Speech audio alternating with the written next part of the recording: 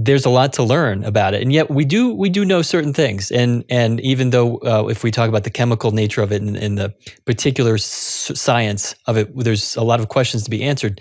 Clinically, we do know that marijuana is not harmless. Would you agree? And would you be able to speak about whether it is in fact a contributor to a person going on to harder drugs? I know Steve Martin, the comedian, writes about this, that he did marijuana a couple times.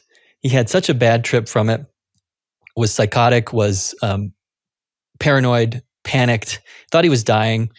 And as a result, never did anything else in all of never did any other drugs, including marijuana. And he credits that to saving his life, and saving him from the fate of his peers like John Belushi and many others who did in fact have other issues with other drugs. Number one, we need to understand that it's a very complicated plant.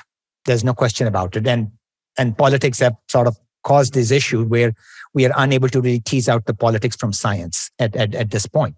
So people tend to, again, look at it in sort of in a very tribal way. It's the road to, eventually you're going to go down this path of just drug addiction, and that's the end of it for you, or it's a panacea. It's the best thing after sliced bread. This advocacy sort of gets mixed into. Absolutely. And people have such strong opinions viewing through these skewed lenses that we are unable to really, and I'm not just blaming general public, I'm really talking about even clinicians today. Medical community. Absolutely, medical community. And that is because of being naive about these facts, because it has been, as physicians, and I want to make this point before I go further, as physicians, we are taught that when we look at any particular thing which is Schedule 1, we understand it has no medical utility and it has very high risk for addiction. That's how we view Schedule 1. No use at all. Yeah. No use at all. So if I'm not going to find a use for something, why should I waste my time researching, going down that path when I know I can't get anything out of it? And you won't get money for that research, certainly. No. None of us were taught the endocannabinoid system in it didn't come out until the 1990s, really, but we are pre that. But it's 30 years, old at this point. We still don't know, and it's still not being taught at this time. Wow. Okay. So we come with this mindset already, which is that it is going to go down this path. And one of the impetus for this book, to be honest, is I am one of those people who was as ignorant as anybody today else. And when I started to go down this path, I started craving information, and I found there was no objective information. And that is why it led me to path of trying to obtain this information and then saying, you know what, maybe I should educate other people as I have educated myself on this, which led me down to understanding the utility and the harms about it. And I think when we talk about harms, and you were talking about, MDMA and psilocybin, I think not just Americans, the world over, we need to stop thinking of drugs in terms of good and bad. Okay. I think because just about all drugs can be put to use beneficially in some way, and they can be abused heavily at the same time. Right. And cannabis is no exception at this point. And cannabis use disorder is real. There's no question about it. People go through withdrawals. There was for a long time this sort of idea that people in one camp, there's no psychological withdrawal, there's no physical withdrawal. Oh, yes, there is. You see it every day in people who are struggling with it. And that's like, who are these people? And then can you describe it? What are those effects of withdrawal?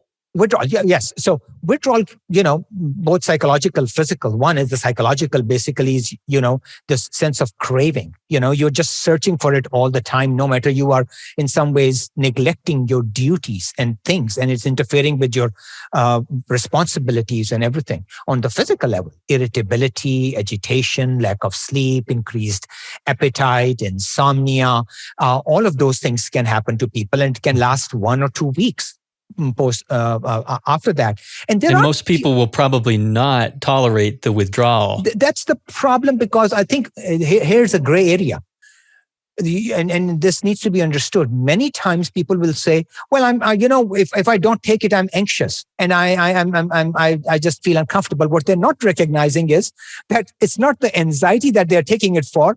It's the withdrawal. That's the anxiety factor. Yeah. And they're just trying to treat their withdrawal. Similar to a nicotine addiction. Somebody says, I have to smoke, otherwise I'm going to be jittery. Or correct, I'm going to be, Absolutely. Well, it's the rebound effect happening. Right. And these withdrawals, there are certain medicines that get sort of play a role in that way. And in fact, CBD has been shown in some substance use, including in cocaine and opioids, and even used in cannabis use disorder in some ways to allay. And one of the factors may be that we know some of its anti-anxiety effects. And we know that when you stop, even before there's any physical component, it may be the anxiety factor. So if you delay that anxiety factor, you may be able to mitigate the rest of it in some shape or form. And that's a very important point that people need to learn and not think of it as that there is no withdrawal, so it's all in my head.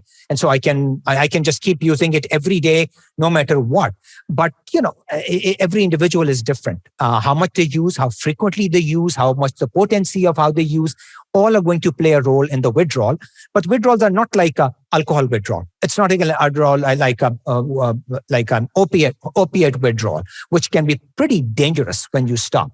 These withdrawals are sort of, if you want to quantify it, less severe than those withdrawals. They're disruptive and annoying, yes, as opposed to medically urgent.